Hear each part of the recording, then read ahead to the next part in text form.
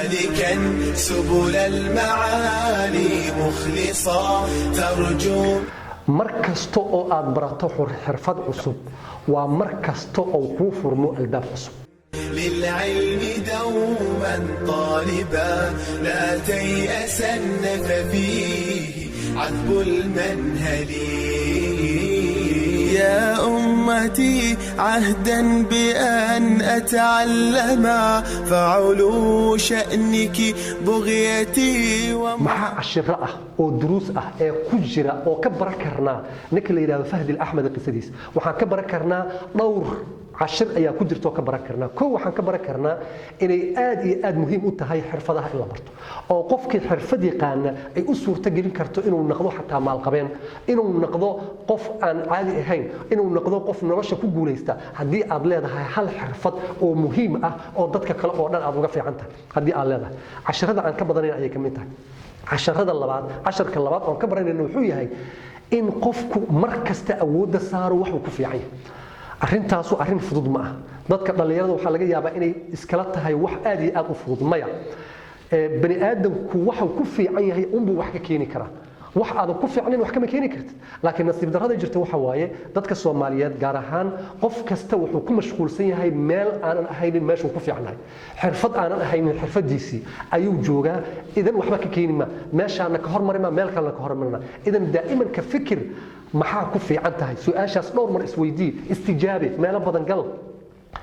si aad u ogaato waxa aad ku fiican tahay si inta waqtiga uusan ka tagin aad diirada u saarto oo wax weyn runtii aad ka soo saarto عشرة كسدحات عن كبر كرنا وحواي قصدي فهد الأحمدي إن أي مهم تهي قفكو إنه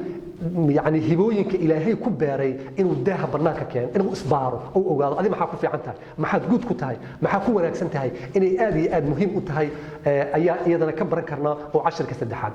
عشر كأفراد فهد الأحمدي عن كبر كرنا قصدي سو حاكميدا ورنتي آد مهم كوه إن هدي ربطه إن أجيدك جارته إن هذا قوسا يعني مرنا هقوسنا لكن تقول أنتين هذا كار روح صور شيء هل سنة يبر أي وحور هذين هي الشقاء أديك أنا حالة جاية بعد دور تلفون هذا درته أما دور قفط الله هذا شو كده بين أسكت قوسته أما ترى هذا نقدر فوحان وحمل لقيها هاي معهن أو أسكت قوسته ما يحقوسنين يعني أجدد أدلنا إلى ماشى وقدام بيئات كجارته هكا قوسنين آدي أي مهم تاعي 10 كشناد وقدام بيئة وقولنا مهم سنة قصدا كبر كرنا محوية هاي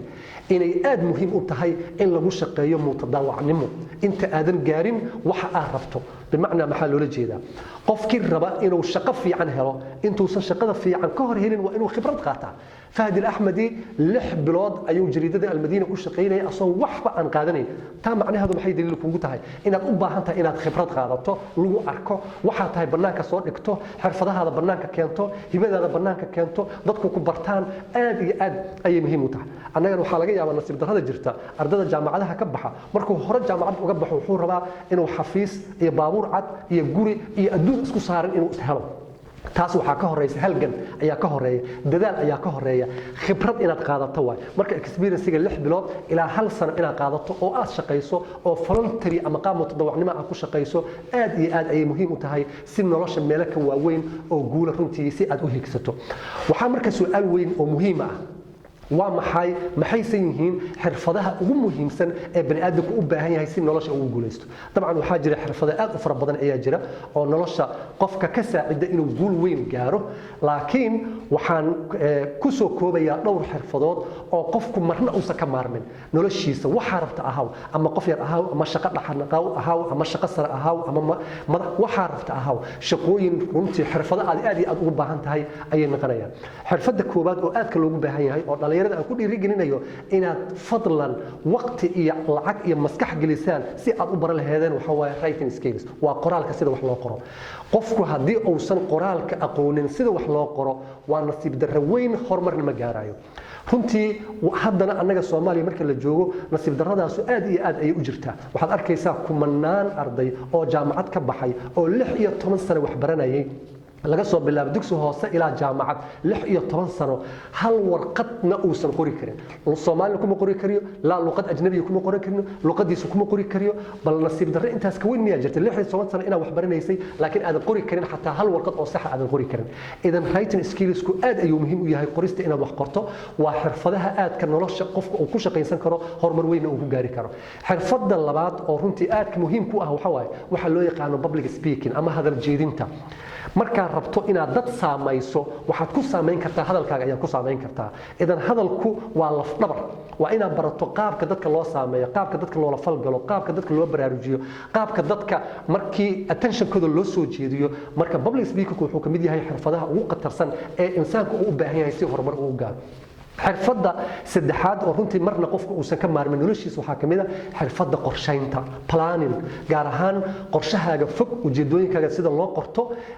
aad iyo aad ay muhiim u yihiin inaad taqaano qaabka wax loo qorsheeyo haddaadan aqoonin nolosha wax fara badan oo guula ma gaari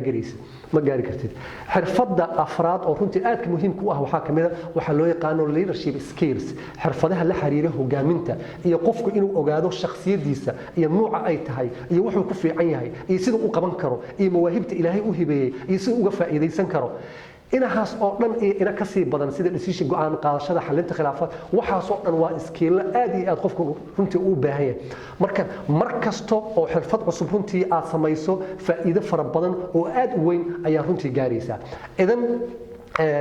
maalgelinta aad ismaalgeliso oo naftaada aad maalgeliso ma ahan inaad gadato dhul cusub